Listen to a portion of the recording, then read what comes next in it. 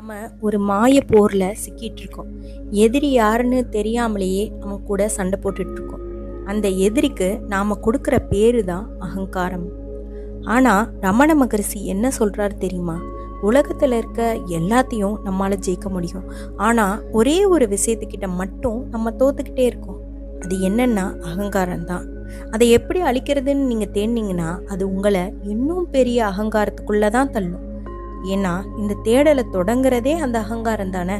தன்னைத்தானே அழிச்சிக்க அது என்னைக்குமே சம்மதிக்காது. ஆனா ரமண மகரிஷி இதுக்கு ஒரு விசித்திரமான வழி சொல்றாரு. அதை அழிக்க போராடாதீங்க, அது இருக்கான்னு தேடி பாருங்கன்னு சொல்றாரு. நீங்க தேடி பார்த்தா அங்க அப்படி ஒண்ணு இல்லவே இல்லை. அகங்காரம் நான் அப்படிங்கிறது இல்லவே இல்லைங்கிற உண்மை தானா புரியும். நீங்க கேட்குற கேள்வி இருக்குல்ல, அகங்காரத்தை எப்படி அழிக்கிறதுன்னு நீங்க கேட்குற கேள்விதான் அந்த அகங்காரத்துக்கு நீங்க போடுற தீனியே.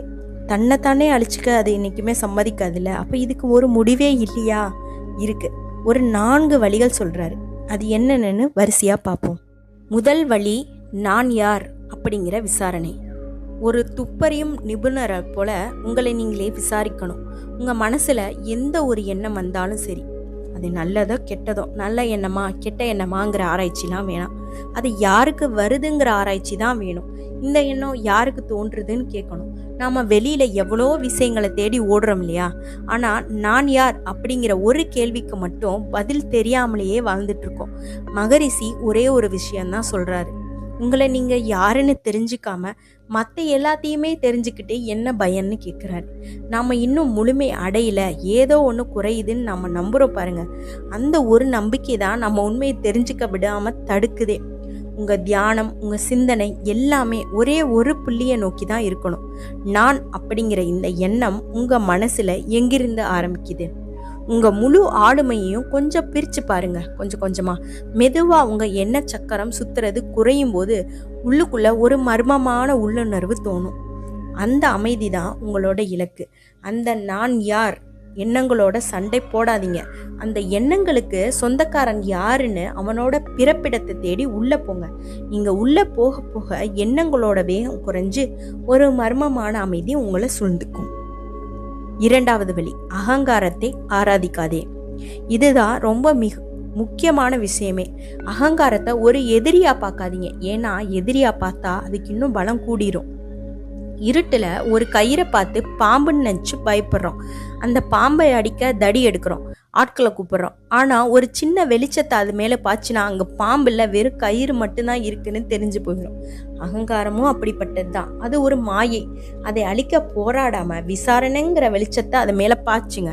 அது இல்லவே இல்லைங்கிற உண்மை உங்களுக்கு புரிய ஆரம்பிக்கும். மூன்றாவது வழி, அன்பும் செயலும். உங்க செயல்கள், நீங்க எதை செஞ்சாலும் அதுல அன்பு செலுத்துங்க. இதை நான் செய்யறேன் அப்படிங்கிற பாரத்தை உங்க தலையில ஏத்திக்காதீங்க. இது இறைவனோட செயல் இல்ல இயற்கையோட செயல்னு நினைங்க. வேலைகளுக்கு நடுவுல ஒரு சின்ன கேப் கிடைச்சா கூட உங்க கவனத்தை வெளியில இருந்து அப்படியே உங்க இதயத்துக்கு திருப்புங்க. நான்கிற பாரம் இறங்குனா அங்க அன்பு தானா பிறக்கும்.